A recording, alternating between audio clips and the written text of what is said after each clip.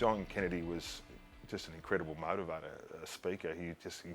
His ability to walk into a room and hold the room just by his presence there was amazing. You know, to coach his grandson for such a long time, many years later, has been a great thrill. And when Dennis Pagan took over, he brought a really structured game plan into the club that suited the players that we had, and he was very, very strong on that. And you know, the ability to be able to compete regularly, to win your own ball, to be strong both sides of the ball, and to have a game plan was certainly something that Dennis was very strong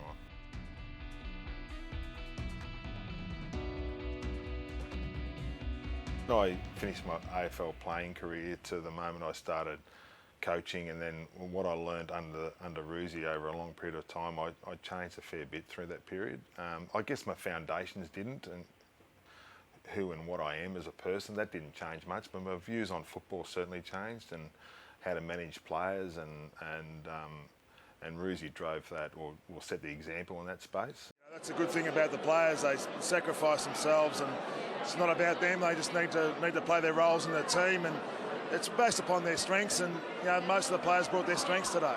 I still remember Paul when he first took over as interim coach. He got up in front of the whole team and said, "Look, I'm going to treat you all differently." And sort of you could almost hear a pin drop. It's the first time I'd ever heard a coach say, "I'm going to treat you all differently." Normally the coach says, "I'm going to treat you all the same."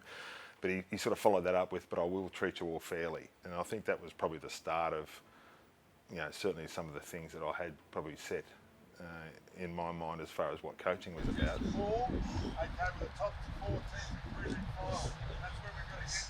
That's where we're aiming to get to. We can work our arse off to go a step further than that, to make sure that we're in that fucking bracket.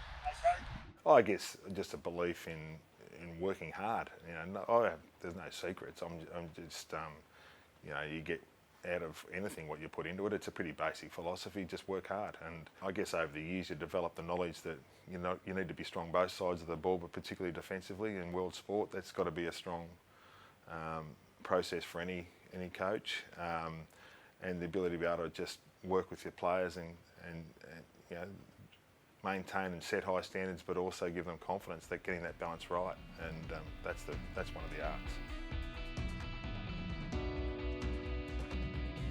It's been an absolute privilege over the course of my journey to have been coached and mentored, I guess, by Horse. No, I think the passion that you have for what you do is something that he emulates and, you know, shows every day.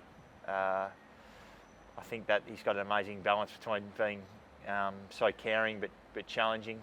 You know, father figure for a lot of players, I'm sure.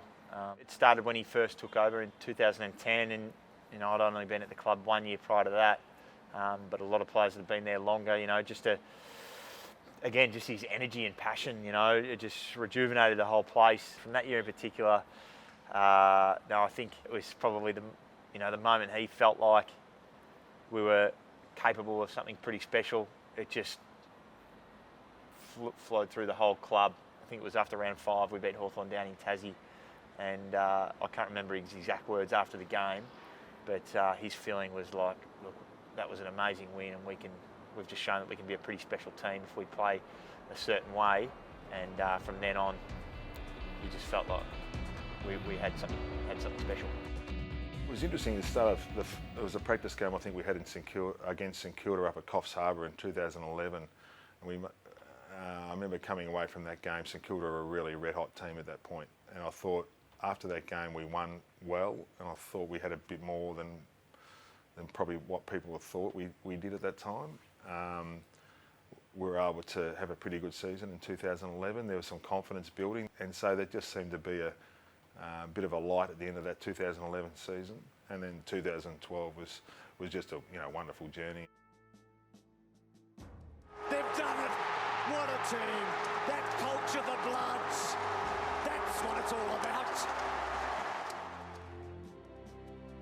I get asked a few times whether playing in a premiership is or coaching a premiership, which is better. This is just my personal view. Coaching's much better. Playing in a premiership, you're looking through the eyes of yourself and your teammates, and you're enjoying that.